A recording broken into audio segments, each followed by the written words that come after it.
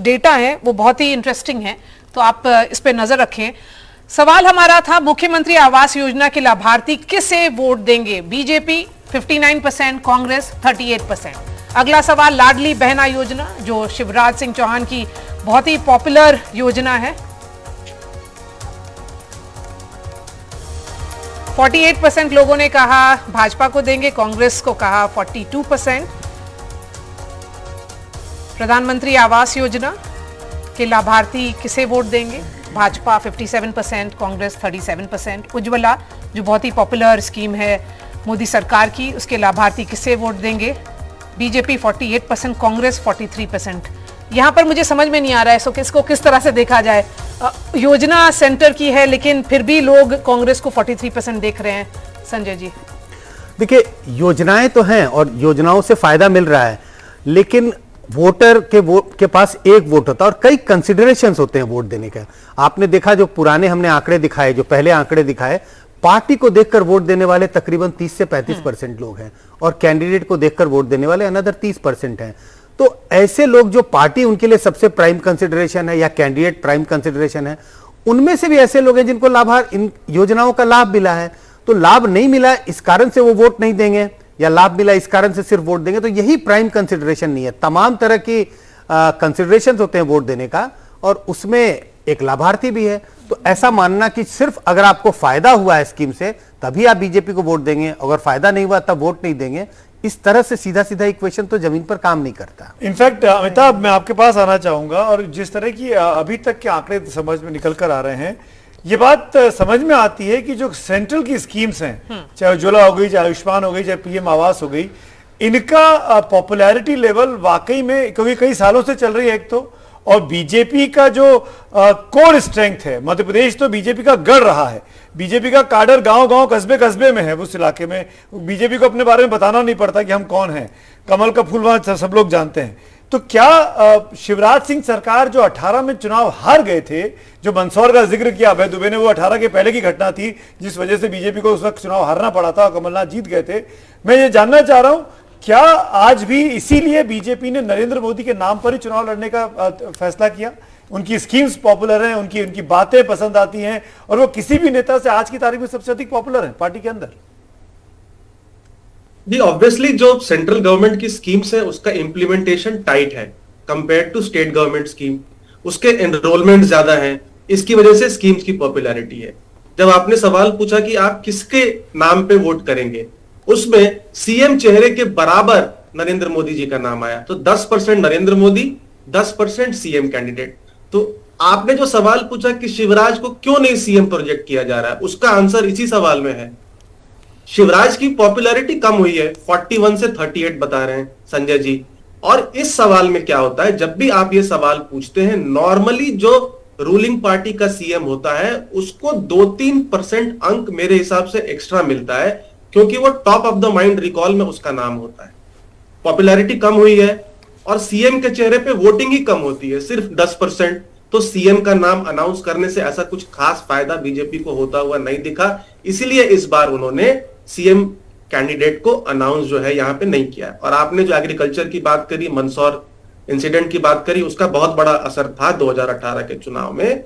और जहां पर एग्रीकल्चरल ग्रोथ हुई है, एक रेवोल्यूशन सॉर्ट ऑफ हुआ है एमपी में। लेकिन यह भी एक बात है कि टॉप 5 फार्मर सुसाइड स्टेट्स में मध्य प्रदेश रहा है, इसीलिए वहां पर एग्रीकल्चर डिस्ट्रेस है। और इसीलिए आपके सर्वे में दिख रहा है कि 53% किसान जो है वो कह रहे हैं कि यह मुद्दा जो है रहेगा, भारी पड़ेगा जब वो वोट डालने जाएंगे।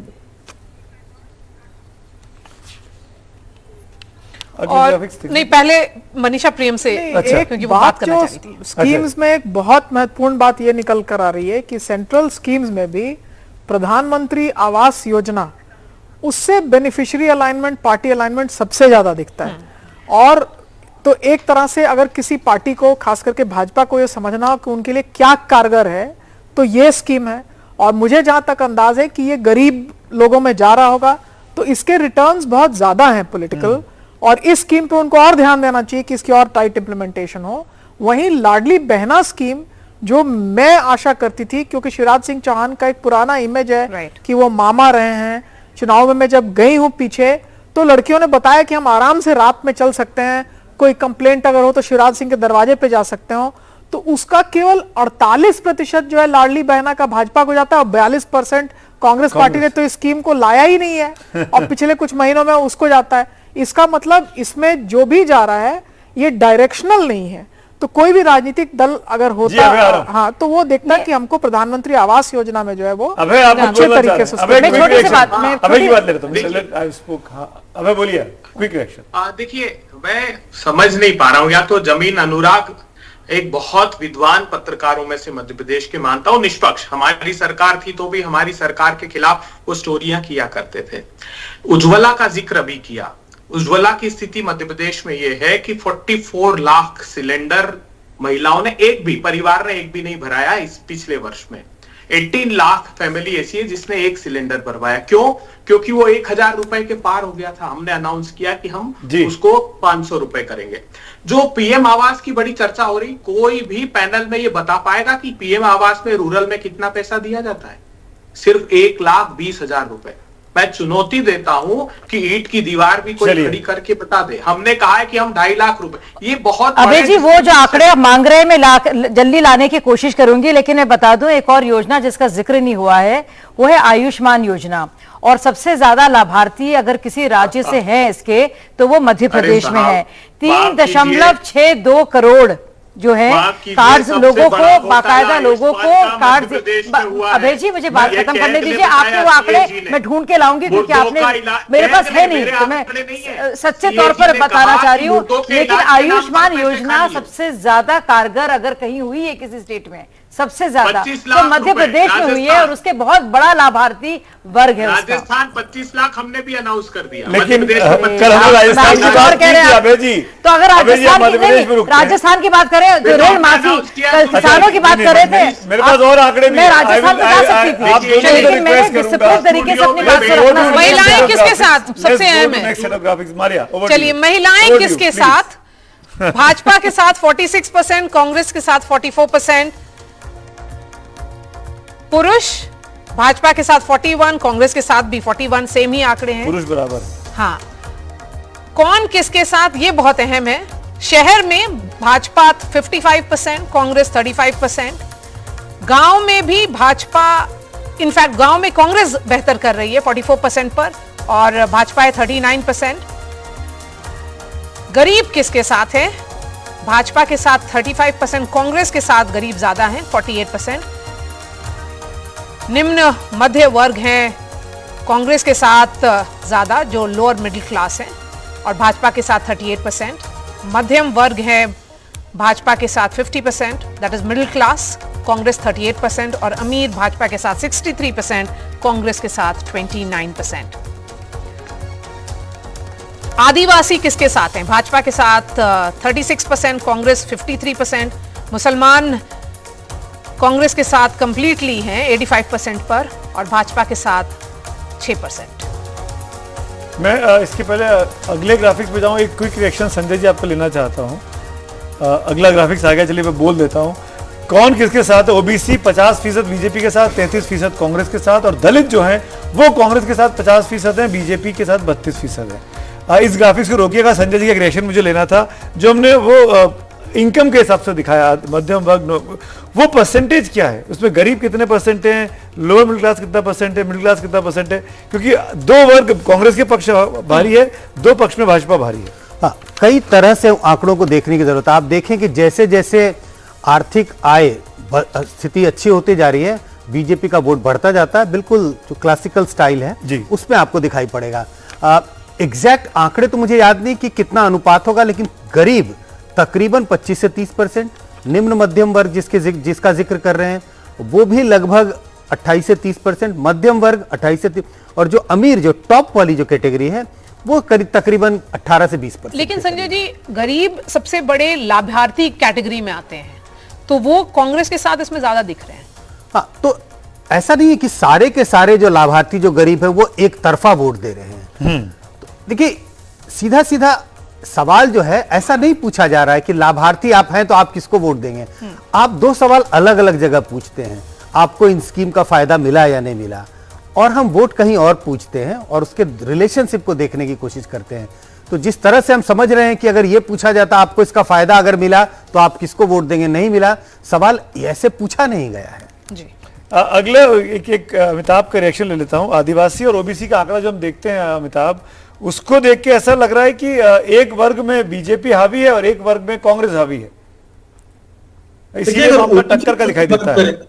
हाँ, ओबीसी वोट की बात करें तो पिछली बार गैप बीजेपी और कांग्रेस में सिर्फ 7% का था जी। तो ओबीसी रिजर्वेशन या ओबीसी कास्ट सेंसस के बावजूद ये जो गैप है अब हिस्टोरिकल लेवल पे पहुंच गया है, जो नॉर्मली बीजेपी को एडवांटेज वहां होता था।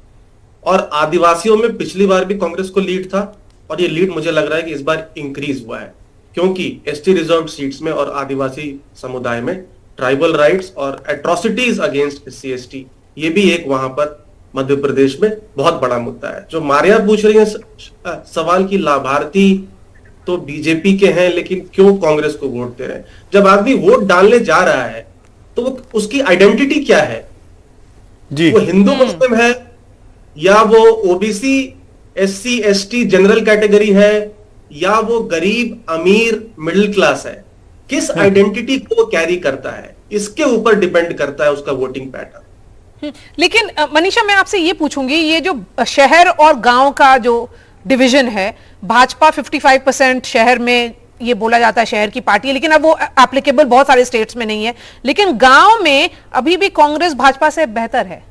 हाँ, गांव में बेहतर है। और तो ये एक परसेप्शन है तब जो निकल के आ रहा है कि गांव में और गरीबों में कांग्रेस जो वो बेहतर कर रही है, शहर में अमीरों में भाजपा बेहतर कर रही है। तो कहीं ना कहीं इसका एक काउंटर जो आ रहा है वो यही आ रहा है कि ओबीसीज में भाजपा की पैठ जो है वो है, लेकिन बाय एंड लार्ज इसको क्लास अलाइन डेटा बुलाते हैं कि एक तरह से कांग्रेस का ग्राफ जो है वो निचले वर्ग जो है लोअर सोशल क्विंटाइल उसमें बढ़ रहा है। और महिलाओं को कैसे देखेंगी? अब महिलाओं वाली बात जो मैं बार बार यही कहती हूँ कि ये एक शिवराज सिंह की एक थाती थी महिला वोट बैंक की नॉर्थ इंडिया में। दक्षिण के राज्यों में महिला वोट बैंक की राजनीति पुरानी है, चाहे तमिलनाडु में हो या एनटीआर ने 1 किलो में चावल देने की बात जो कही, उसके बाद शराबबंदी की, विमेन एक वोट बैंक की तरह उभरी। लेकिन विंध्य के उत्तर के जो राज्य हैं उसमें शिवराज सिंह चौहान उन अग्रणी नेताओं में से थे जिन्होंने महिलाओं का एक वोट बैंक बनाया। ये लाडली लक्ष्मी स्कीम जो थी ये एक महत्वपूर्ण स्कीम थी जिसमें लड़कियों के पढ़ने का प्रोत्साहन दिया गया, सड़कों में सुरक्षा दी गई, उनकी निजी सुनवाई की बात जो है वो की गई और एक छवि थी मामा की। तो इन सब बातों को लेकर के इस वोट बैंक में अगर कहीं खिसका और लाडली बहना भी लाया गया तो वो एक चिंता की बात मध्य प्रदेश में जरूर है, क्योंकि एक वोट बैंक उनका अपना था। वही पूछना चाहता, 46% महिलाएं बीजेपी के पास है, 44% कांग्रेस के पास है सीएसडीएस के सर्वे के मुताबिक। मतलब ऑलमोस्ट नेक टू नेक है।